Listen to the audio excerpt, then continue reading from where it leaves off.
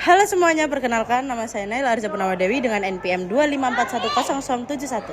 Halo semuanya, perkenalkan nama aku Wasna Puspitasari dengan NPM 254100085. Halo semuanya, perkenalkan nama saya Francisca Putri Asfianto dengan NPM 254100063. Perkenalkan nama saya Muhammad Ukar Ramadhani dengan NPM 254100065. Lainnya viral di media sosial grup Facebook Fantasi Sedara yang meresahkan. Motif tersangka DK untuk mendapatkan keuntungan pribadi dengan menggugah dan menjual konten pornografi anak di grup Facebook Fantasi Sedara. Yang tidak kalah bejatnya, pemirsa, grup Fantasi Sedara di Facebook saat ini sedang menjadi perbincangan hangat di media sosial. Grup yang berisi pembahasan perilaku menyimpang ini mengakibatkan keresahan di tengah masyarakat. Keluarga adalah tempat pertama di mana setiap manusia belajar tentang kasih sayang, kepercayaan, rasa aman, dan nilai-nilai kehidupan. Di dalam keluarga, setiap anggota seharusnya mendapatkan perlindungan, dukungan, serta ruang untuk tumbuh dan berkembang tanpa rasa takut. Ikatan darah yang terjalin di dalam keluarga bukan hanya hubungan biologis, tetapi juga sebuah tanggung jawab untuk saling menjaga dan menghormati satu sama lain. Namun dalam beberapa waktu terakhir, masyarakat Indonesia dihebohkan oleh munculnya pembahasan mengenai fantasi sedara yang ramai diperbincangkan di berbagai platform di media sosial.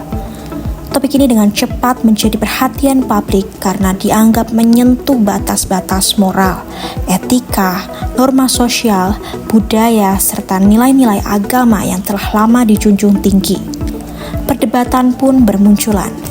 Ada yang mengecam, ada yang mempertanyakan bagaimana fenomena ini bisa muncul, dan ada pula yang menilai bahwa isu ini perlu dibahas secara terbuka sebagai bentuk edukasi agar masyarakat memahami bahayanya. Fantasi sedara merupakan ketertarikan atau imajinasi seksual yang melibatkan individu yang memiliki hubungan darah atau hubungan keluarga dekat.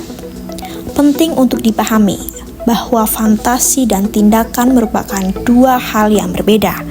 Namun, ketika fantasi tersebut berkembang menjadi perilaku nyata atau diwujudkan dalam bentuk tindakan seksual terhadap anggota keluarga, persoalan ini berubah menjadi bentuk kekerasan seksual yang dapat meninggalkan dampak fisik, psikologis, sosial, dan hukum yang sangat serius. Korban dalam kasus macam ini seringkali mengalami trauma yang berkepanjangan, rasa takut, malu, kehilangan kepercayaan terhadap orang terdekat, depresi, hingga gangguan kesehatan mental lainnya dapat terus menghantui kehidupan mereka.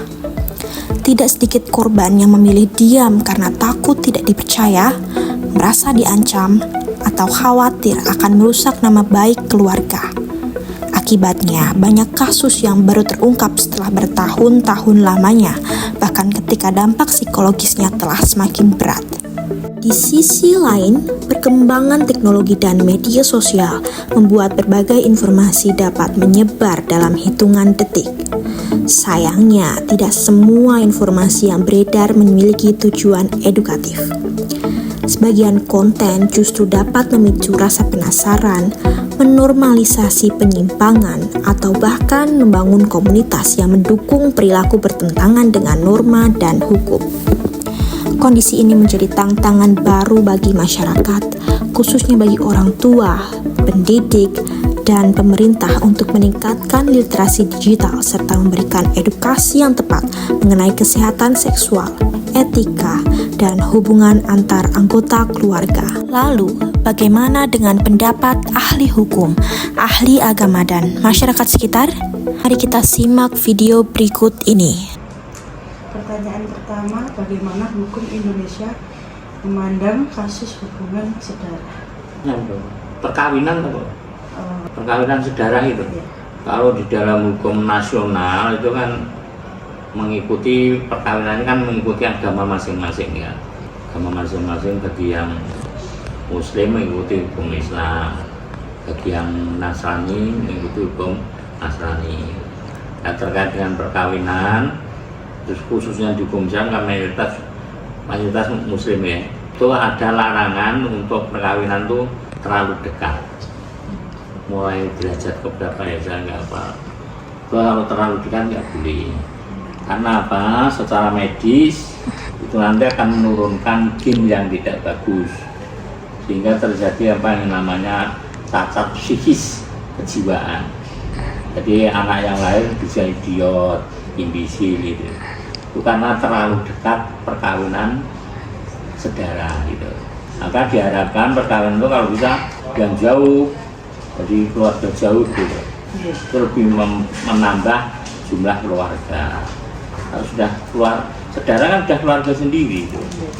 Jadi supaya bisa menambah itu harus dengan kelompok lain yang lebih jauh gitu. Pertanyaan kedua, apakah terdapat aturan khusus yang mengatur mengenai kasus tersebut? Tidak ada aturan khusus, hanya secara garis besar di dalam hukum perkawinan Islam ya, itu ada aturan-aturan yang memang aturan secara spesifik sampai derajat berapa saya lupa itu tidak diperbolehkan. Nanti Bapak, Ya. apa sanksi hukum yang dapat dikenakan kepada pelaku insensi? Oh, tidak ada sanksi hukumnya. Sanksi hukumnya tidak ada. Ya itu tadi sanksinya itu pada diri sendiri. Jadi pada keturunannya nanti akan terjadi apa yang namanya penurunan apa ya? Secara psikis bermasalah gitu. Anaknya ada yang cacat gitu. Cacatnya cacat biasanya kebanyakan cacat psikis. Jadi kejiwaan itu. Misalnya jadi idiot, imbisil kan mentalnya yang jadi rusak. Nggak ada sanksinya, nggak ada. Tapi kebanyakan orang mentaati karena takut kan, masuk keturunannya jadi seperti itu kan kasihan. Jadi mengapa kasus insen sering kali sulit terungkap? Sulit terungkapnya karena internal keluarga ya, karena keluarga kadang-kadang menutup-nutupi itu kan biasanya kan kaitannya dengan masalah ekonomi, supaya ekonominya tidak ke orang lain, supaya masih terkumpul di keluarga, akhirnya perkawinan dari keluarga sendiri. Jadi sulit terungkap, itu yang tahu hanya keluarga. Munculnya nanti kalau sudah ada keturunan baru itu berbahaya tuh. Seperti berbahaya tuh nanti. Okay. Apa langkah pencegahan yang dapat dilakukan dari konseptif hukum? Langkahnya ya dengan cara memberitahukan, mensosialisasikan. Biasanya kalau fakultas hukum itu mengadakan apa yang namanya sosialisasi undang-undang perkawinan. Masyarakat itu diharapkan jangan melaksanakan perkawinan secara keluarga dekat gitu. Harusnya keluarga jauh. Makanya seperti kasus apa kan ada itu anaknya apa namanya saudara kandung gitu ya, keturunannya nanti bermasalah. Saudara kandung kan tidak boleh. Termasuk ini kalau dalam hukum Islam mengumpulkan satu istri itu loh, istrinya kakak beradik diambil semua, itu tidak boleh.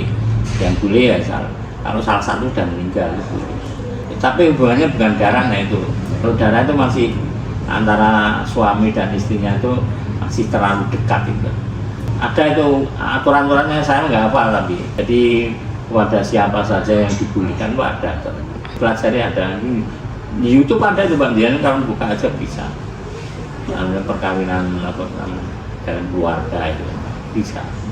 Informasi yang itu karena banyak sekali kalau jenengan mengamati gejala-gejala di masyarakat ya, kenapa anaknya Pak ini kok imbisil jadinya, itu nanti diturut-turutkan terlalu dekat ini saudaranya, atau kemungkinan ibunya juga tidak siap dari gizi, itu juga bisa. Misalnya kalau sekarang stunting itu bisa menurunkan generasi yang lemah pikirannya, lemah fisiknya, bisa. Kan kasihan kan anak-anaknya gitu terlalu muncul seperti itu ya. Gini, Terima kasih ya sama-sama ini yang bisa saya sampaikan, mudah-mudahan bermanfaat ya. Oke, perkenalkan nama saya Muhammad Tukar Romodoni dari Prodi Ilmu Komunikasi BPM 2041-0065. Nah, di sini saya akan melakukan observasi wawancara terhadap fenomena kasus fantasi sejarah dari pandangan ahli Islam atau Ustadz. Oke, izin bertanya Pak, bagaimana menurut Bapak pandangan Islam terhadap hubungan sejarah? Baik, Assalamualaikum warahmatullahi wabarakatuh. Alhamdulillah, hamdan katsiran thayyiban mubarakan fi. Asyhadu an la ilaha illallah wahdahu la syarika lahu wa asyhadu anna Muhammadan abduhu wa rasuluh. Allahumma shalli wa sallim wa barik ala Muhammadin wa ala alihi wa ashabihi ajma'in. Amma ba'd. Baik, yang ditanyakan oleh saudara Doni tadi adalah yang berkaitan dengan fenomena yang janggal yang ada di masyarakat yang mungkin saat ini bahkan di era sekarang ini terjadi, ya, yaitu hubungan sedarah, ya. Kalau menurut pandangan Islam adalah hal ini adalah sangat bertentangan dengan ajaran Islam dan Al-Quran, karena di mana di situ adalah ada sifat keji, ya, di situ keji dan sangat menjijikan, kan, sangat menjijikan, apalagi pernikahan dengan kakak sendiri, saudara-saudara. Tapi kalau dari syariat Islam pun sepupu itu halal dinikahi, ya. Kalau yang sepupu, karena sepupu itu bukan mahram. Di Arab Saudi pun juga banyak yang menikah dengan sepupu. Tapi kalau masih ada hubungan rahim, ya, saudara, itu ya sangat bertentangan dalam syariat Islam, mengundang murkanya Allah juga, dan bertentangan dengan sosial dan hukum yang ada di Indonesia, dan dia juga dilarang kan dengan hukumnya. Dia sangat tidak pantas, apalagi dilihat oleh masyarakatnya sangat tidak pantas, dan pasti akan menimbulkan gejolak yang bertanya-tanya tentang hubungan tersebut, dan banyak yang tidak setuju dan menolak, ya, di warga ini. Ya, jadi jawaban saya seperti itu. Monggo dilanjut pertanyaan selanjutnya. Terus pertanyaan selanjutnya, mengapa Islam melarang pernikahan atau hubungan dengan mahram? Mengapa dilarang? Ya karena itu tadi, yang pertama yaitu Al-Quran melarangnya, Allah sendiri juga melaknat hubungan saudara, yang termasuk juga menjijikan, karena hewan kan juga ada yang sangat tidak pantas kalau kita itu seperti hewan, kan tidak mungkin. Jadi kalau ada orang yang melakukan seperti itu kan juga keji seperti hewan. Bahkan hewan pun mau termasuk hewan yang menjijikan itu ada sih, mungkin kayak babi itu ada penelitian juga bisa berkawin dengan sedarah, ya. Tapi kalau yang lainnya insya Allah tidak ada, ya. Tapi kan manusia itu dilarang kan seperti itu karena sifatnya termasuk sifat menjijikan. Mengapa Allah melarangnya? Ya seperti tadi, agar tidak menjijikan seperti binatang. Terus pertanyaan selanjutnya, apa dampak spiritual dan dari perilaku yang bertentangan dengan syariat tersebut? Dampak efeknya gitu, efeknya, ya. Efeknya ya, mungkin dia merasa tidak nyaman, ada sakit, penyakit di dalam hatinya, susah tenang untuk beribadah dan lain sebagainya. Orang itu kalau melakukan kemaksiatan ataupun kemungkaran yang dilarang oleh melakukan kemungkaran pasti tidak tenang jiwanya, hatinya, dimanapun dia berada pasti juga akan terngiang-ngiang dengan dosa. Harusnya dia segera bertobat untuk melakukan hal-hal kebaikan untuk menutupi dan mentobati dosa-dosa tersebut. Terus pertanyaan selanjutnya, bagaimana cara mencegah penyimpangan dalam perilaku lingkungan keluarga menurut Islam? Berarti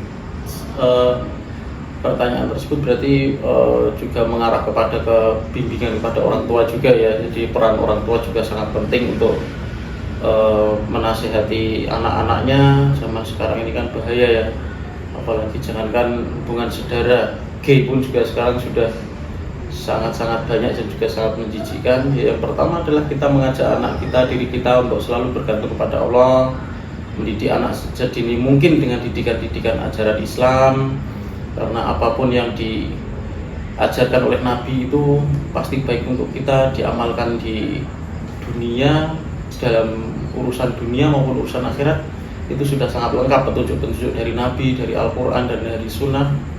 Maka dari itu anak kita sedini mungkin diajarkan untuk akidah-akidah Islam, bagaimana cerita-cerita para sahabat seperti para salafus soleh terdahulu, bagaimana dalam menjalankan ibadah dan lain sebagainya. Insya Allah anak-anak kita juga terhindar dari fitnah-fitnah akhir zaman seperti fenomena yang sekarang ini ya. Terus pertanyaan yang terakhir, apa nasihat yang dapat diberikan kepada masyarakat terkait fenomena ini? Untuk masyarakat itu tadi sama seperti poin yang sebelumnya, yaitu kita harus mulai belajar agama, ikuti kajian-kajian yang mungkin agar kita faqih dalam agama, memahami agama, agar supaya kita terhindar dari fitnah tersebut. Dan insya Allah kalau kita mempelajari akidah agama, insya Allah belajar akidah untuk anak, untuk diri kita itu nanti buah dari belajar akidah dan tauhid yang benar itu adalah akhlak yang baik, sikap yang lembut terhadap orang tua, mengasihi sama saudara, tetangga dan kerabat. Semuanya nanti lisan ini akan terbentuk senantiasa berucap yang baik, perbuatan yang baik. Selama akidah kita memegang akidah yang benar, insya Allah buahnya seperti itu tadi. Oke, sekian, terima kasih Bapak mau diwawancarai. Sama-sama Mas Dani. Sekian, terima kasih video dari saya. Wassalamualaikum warahmatullahi wabarakatuh. Waalaikumsalam. Makasih buat Mas. Baik, di sini saya akan mewawancarai Kakak tentang hubungan saudara atau incest yang terjadi di Indonesia. Bagaimana pendapat Anda tentang masalah tersebut? Bagi saya, kasus incest merupakan masalah serius karena dapat melanggar hukum, norma, dan dapat menimbulkan dampak psikologis bagi korban. Baik, pertanyaan selanjutnya, menurut Anda, apakah faktor yang dapat menyebabkan terjadinya hubungan saudara atau incest? Faktor penyebabnya antara lain kurangnya pengawasan keluarga dan penyimpangan perilaku, kekerasan seksual, dan lemahnya pendidikan di Indonesia dan lemahnya moral. Oke, baik. Untuk pertanyaan selanjutnya, bagaimana peran keluarga dalam mencegah terjadinya kasus hubungan saudara atau incest? Keluarga seharusnya berperan dengan memberikan pendidikan, menjaga komunikasi, dan mengawasi anak, serta mengajarkan batasan dalam keluarga. Pertanyaan selanjutnya, apakah pendidikan tentang perlindungan diri dan batasan dalam keluarga perlu diberikan sejak dini? Jelaskan alasannya. Sangat perlu, karena agar anak memahami cara melindungi diri, mengenali batasan, dan berani melapor jika mengalami hal yang tidak diinginkan. Baik, pertanyaan selanjutnya, menurut Anda, apa yang sebaiknya dilakukan oleh masyarakat jika mengetahui adanya dugaan kasus hubungan saudara atau incest, dan bagaimana cara mencegah agar kasus serupa tidak terulang lagi? Masyarakat sebaiknya melaporkan kepada pihak berwenang, melindungi korban, dan meningkatkan edukasi agar kasus serupa tidak terulang lagi. Oh, baik. Terima kasih ya Kak. Oh, sama-sama. Fenomena ini mengingatkan kita bahwa perlindungan terhadap keluarga bukan hanya menjadi tugas aparat penegak hukum, orang tua, guru, tokoh agama, tenaga kesehatan, psikolog, akademisi, media, hingga masyarakat luas memiliki tanggung jawab bersama dalam menciptakan lingkungan yang aman. Edukasi mengenai batasan tubuh, pentingnya menghormati sesama, keberanian untuk melapor ketika mengalami kekerasan, serta pendampingan bagi korban merupakan langkah-langkah yang sangat penting untuk dilakukan. Tujuan dari pembahasan ini bukan untuk menormalisasikan ataupun menyebarluaskan perilaku tersebut. Sebaliknya, video ini dihadirkan sebagai media edukasi agar masyarakat memiliki pemahaman yang lebih baik mengenai resiko, dampak, dan pentingnya menjaga keluarga sebagai tempat yang aman, sehat, dan penuh kasih sayang. Dengan mengetahui yang benar, diharapkan kita dapat lebih peduli terhadap perlindungan korban, meningkatkan kesadaran akan pentingnya pencegahan, serta bersama-sama menciptakan lingkungan keluarga yang bebas dari segala bentuk kekerasan seksual. Keluarga yang harmonis bukan hanya dibangun oleh hubungan darah, tetapi juga oleh rasa saling menghormati, komunikasi yang terbuka, dan kasih sayang yang tulus. Ketika setiap anggota keluarga merasa aman untuk bercerita, didengarkan, dan dihargai, maka resiko terjadinya berbagai bentuk kekerasan dapat diminimalkan. Mari kita mulai dari lingkungan terdekat dengan membangun hubungan keluarga yang sehat, saling menjaga, dan saling mendukung. karena keluarga yang harmonis adalah fondasi bagi lahirnya generasi yang sehat, berkarakter, dan mampu menciptakan masa depan yang lebih baik. Terima kasih telah menyaksikan. Semoga video ini dapat menjadi pengingat bahwa keluarga adalah tempat terbaik untuk tumbuh, belajar, dan saling melindungi.